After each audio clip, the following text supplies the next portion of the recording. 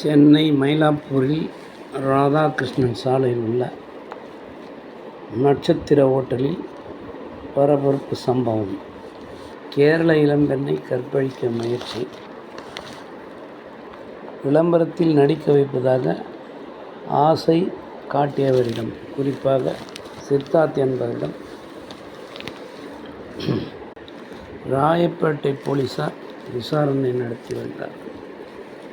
இதன் பிறகுதான் இதனுடைய உண்மை தெரிய வரும்.